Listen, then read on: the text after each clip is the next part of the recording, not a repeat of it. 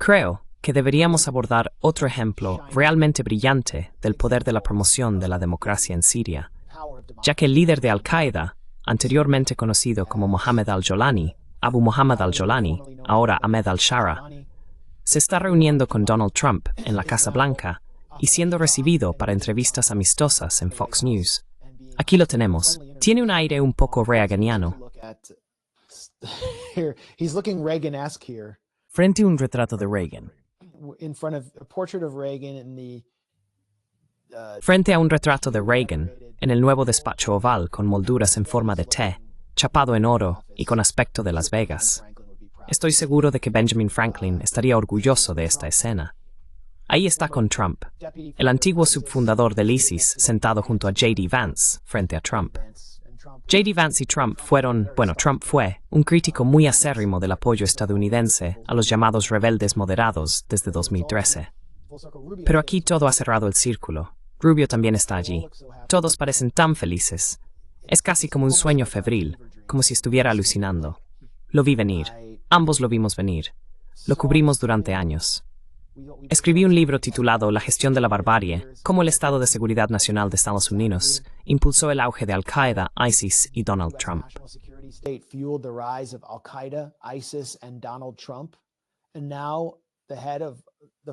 Y ahora, el jefe, el fundador, de Al-Qaeda en Siria y ex subfundador del ISIS está teniendo una reunión en el despacho oval con Donald Trump. Quiero decir, no se me ocurre una confirmación más clara de la tesis de mi libro, por la que fui atacado sin piedad una y otra vez. Me bloquearon después de haber sido invitado a presentar mi libro en la principal librería política de Washington, D.C., Politics and Prose. Cancelaron mi charla. Las ventanas de su librería fueron destrozadas por haberme acogido. Y ahora la realidad vuelve a irrumpir con fuerza. Estados Unidos ha estado apoyando a los yihadistas en todo el mundo para debilitar a sus enemigos geopolíticos, empezando en 1979, al menos en Afganistán.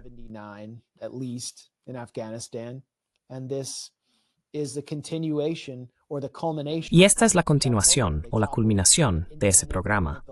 Derrocaron a un gobierno independiente, el último gobierno árabe fuerte, o relativamente fuerte, que no era sumiso al FMI y que tenía alianzas con Rusia, Irán y países de todo el mundo que no estaban alineados con el régimen estadounidense, pero que también había buscado relaciones con Estados Unidos, relaciones que Estados Unidos rechazó. Y derrocaron a ese gobierno, y ahora tienen un gobierno amigo dirigido por el antiguo líder de Al-Qaeda. Y Trump está rociando perfume por todas partes, sobre esa figura en la Casa Blanca, literalmente rociándole perfume. Es icónico.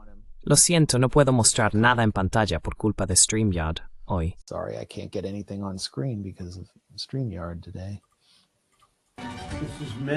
Dziści są porowni Tawais. Sí. Esto es de Melange Fragancia. Ven aquí.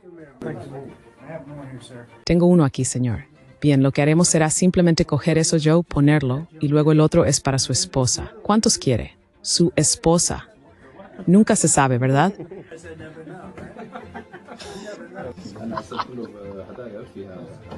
Es en el Muntaad.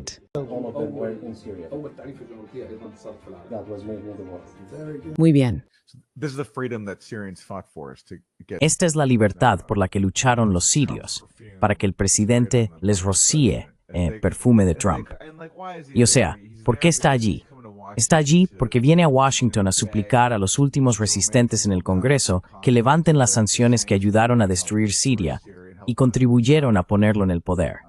Ese fue realmente el objetivo principal de su visita, junto con, ya sabes, ayudar a promocionarlo ante el público estadounidense. Pero ya sabes, una de las conclusiones que saqué de tu libro Management of Savagery es que Trump en realidad se beneficia políticamente de demonizar a los migrantes desplazados por nuestras guerras de cambio de régimen, incluida la de Siria.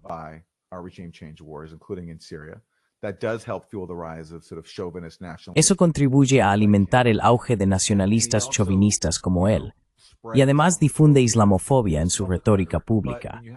Pero cuando el propio fundador de Al-Qaeda en Siria está ahora dispuesto a actuar bajo control estadounidense, en lugar de bajo el anterior gobierno sirio, de repente es bien recibido, con una acogida amistosa en la Casa Blanca. Así que ya sabes, la islamofobia es utilizada por políticos como Trump para obtener poder. Pero cuando un líder de Al-Qaeda puede servir a los intereses de Estados Unidos, se le brinda una recepción muy amistosa.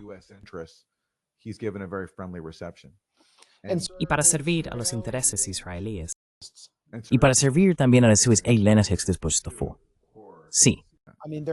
Quiero decir, está claro que intentan que Siria se una a los acuerdos de Abraham, también conocidos como los acuerdos de normalización. Pero incluso si Siria no se une formalmente, porque eso podría parecer una traición demasiado evidente, ya se ha unido de facto en el sentido de que ha debilitado el eje que resiste a Israel. Siria era un puente terrestre fundamental para que Hezbollah recibiera armas de Irán en su lucha contra Israel, y eso ya no está ocurriendo, evidentemente. Así que, aunque Siria no se una formalmente a los acuerdos de Abraham, como los llamas, no importa, porque ya es, en la práctica, un miembro de facto.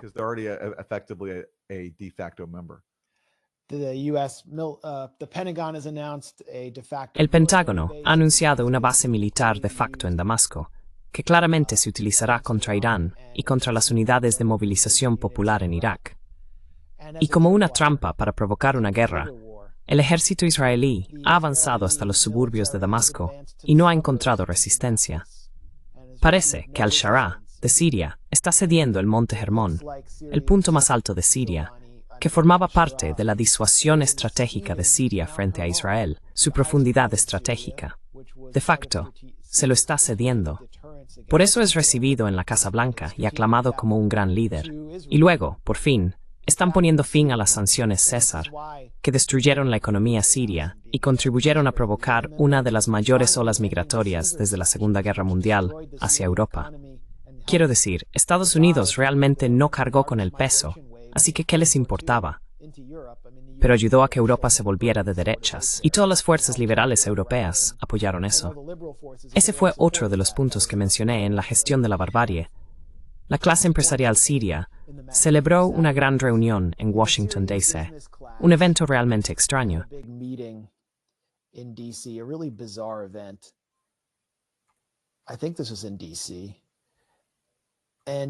Creo que esto fue en Washington, D.C. Y quiero decir, se puede ver que es muy similar a la agenda en Venezuela, donde hay una clase de, podrías llamarlos la burguesía, que quiere beneficiarse del cambio de régimen y está buscando contratos ahora que las sanciones César han desaparecido. Es una clase de personas, un elemento de clase que fue expulsado de Siria, o se marchó cuando su tierra fue expropiada para redistribuirla y reducir la pobreza entre los agricultores rurales bajo Hafez al-Assad. Y este elemento utilizó a la Hermandad Musulmana Siria como una especie de ariete, aunque la mayoría de ellos eran laicos, para intentar destruir al gobierno de Assad y al Estado sirio desde dentro, de modo que pudieran volver al poder, explotar Siria y regresar a los viejos tiempos en los que la desigualdad era mucho más extrema.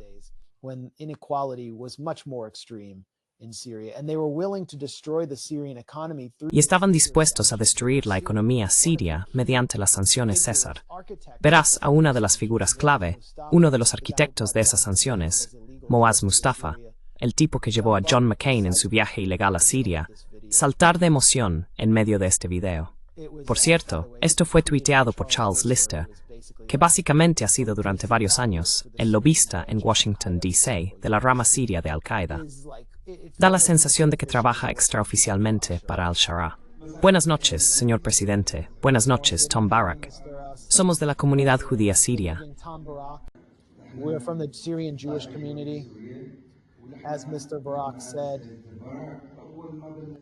Como dijo el señor Barak, al comienzo mismo de la campaña de liberación, fuimos a la Casa Blanca, al Departamento de Estado y al Congreso. Abogamos y les dijimos que las sanciones debían levantarse.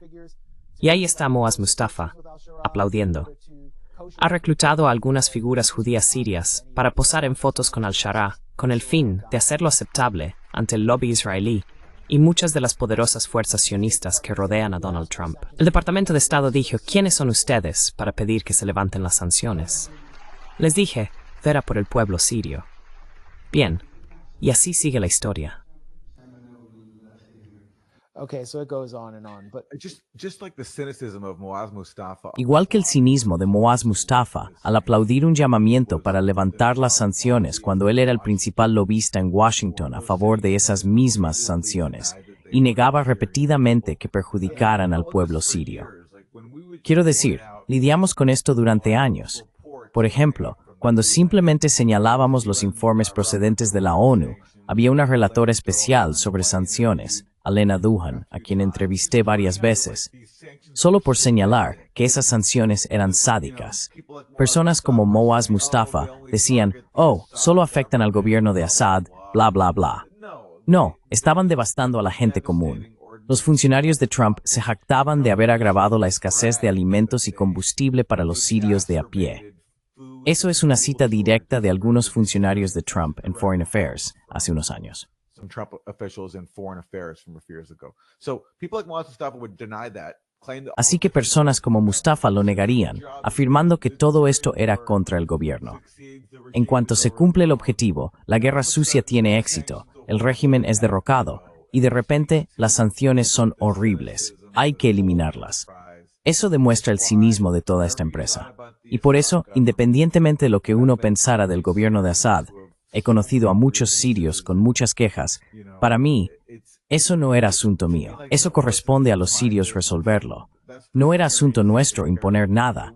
Nadie en Siria votó por el gobierno de Estados Unidos, por Joe Biden o Donald Trump, para decidir si pueden o no tener una economía, si pueden o no permitirse el pan, si pueden o no permitirse o incluso tener acceso al combustible.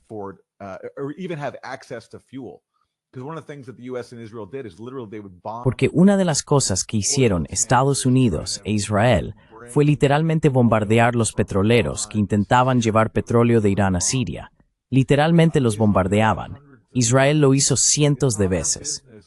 No es asunto nuestro si los sirios pueden comer o no, y no tenemos ningún derecho a imponer esas sanciones, independientemente de lo que la gente dentro de Siria piense de su propio gobierno. No es en absoluto nuestro asunto. Y ahora se puede ver que, una vez cumplido el objetivo, de repente podemos reconocer que las sanciones perjudican a los sirios de a pie. Es el mismo guión en Venezuela también. El objetivo es hacer que la gente sufra lo suficiente como para que se vuelva contra su gobierno, que no nos gusta porque está fuera de nuestro control. Es exactamente el mismo guión una y otra vez. It's the exact same playbook over and over. and just one last point about this. Y solo un último punto sobre este espectáculo, que parece extraño, pero en realidad encaja perfectamente. La entrevista de Fox News con Ahmed al-Shara. No hace falta reproducirla. Le preguntan sobre el 11S y él dice, bueno, yo no tuve nada que ver con eso. Era un adolescente en ese momento. No era como uno de los israelíes que bailaban o lo que sea. Yo no bailé allí. No sabemos cuál es su opinión al respecto. Da igual. Esto ocurrió apenas una semana después de que Fox llevara la islamofobia al máximo con Zohran Mamdani, que estaba haciendo campaña en lugares como Chelsea y en clubes gay. Decía algo como, vamos a animarnos, ya sabéis, vamos a darlo todo por mi elección, en discotecas gay. Y ellos decían que iba a traer el yihadismo, como la ley Sharia a Nueva York, que iba a ser una toma comunista y yihadista.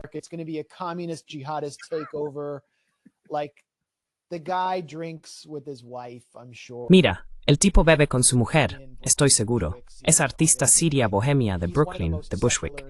Es uno de los tipos más seculares que te puedas imaginar. Y Fox News estaba prediciendo que el ISIS tomaría Nueva York.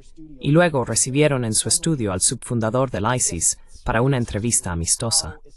Eso demuestra que la islamofobia en realidad no existe en ningún sentido real o sólido. Es completamente fungible, algo que se puede encender y apagar para servir a los imperativos imperiales. Nadie en Fox News tiene principios. Nadie en el entorno de Trump Incorporated tiene principios tampoco. Todo gira en torno al imperio transaccional.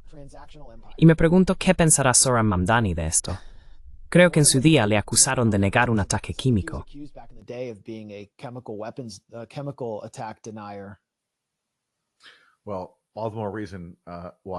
Bueno, por eso mismo me alegra tanto que sea una victoria. Si es el caso, Porque de nuevo, si miras una de las grandes falsedades de la guerra sucia en Siria, fue acusar a Assad de gasear a su propio pueblo. Solo hay que pensar en la lógica de que Assad hiciera precisamente lo único que sabía que provocaría una intervención militar estadounidense. A simple vista, era una mentira tan transparente como la de las armas de destrucción masiva de Irak. Pero, a diferencia de las armas de destrucción masiva de Irak, que han sido completamente desacreditadas, mucha gente sigue creyendo las acusaciones sobre las armas químicas de Assad. Esa es una de las razones por las que he dedicado mucho tiempo a esa historia. Aún así, no conseguimos que la gente siquiera mirara las filtraciones de la OPAC, que documentaban un encubrimiento que desmentía una de esas acusaciones. En una mentira al nivel de las armas de destrucción masiva de Irak, que quedó siendo muy extendida.